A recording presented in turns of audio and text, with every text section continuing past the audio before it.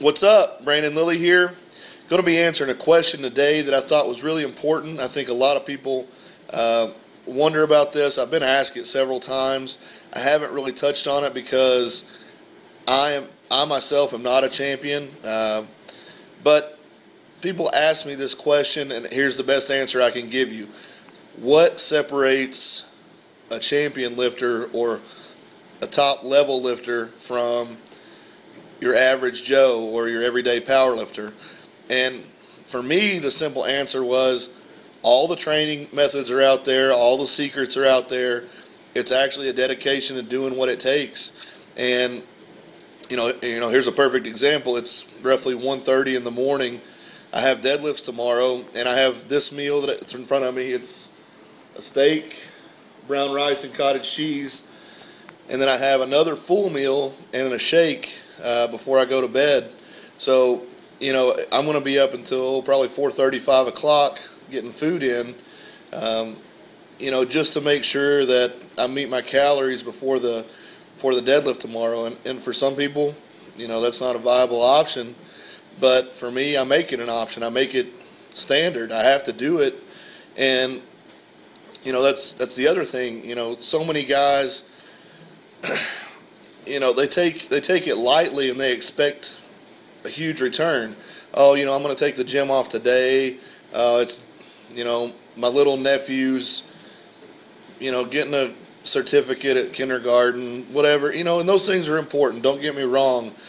But if I could tell you how much I've missed and how much I've sacrificed, I'd probably feel a lot more guilty about it than I really do now. But it's what it takes. I mean, we all make sacrifices in this life, and this is the path I've chosen, is to be as good of a power lifter as I can be.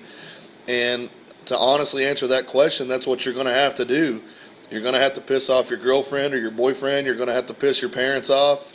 You're going to have to piss your boss off. I mean, I can remember being in college, 3/4 of a way through a class. We had a field trip planned, or it wasn't a field trip. I guess you call them a field trip in college, but we were going on a trip, and I ended up dropping the class. I had a B in it, but I dropped it 3/4 of the way through because I was going to miss 2 days of training, and it was before a meet, and I didn't feel like that was a good trade-off. So, it's up to you. It's up to you to decide what you want to do, how far you want to take it.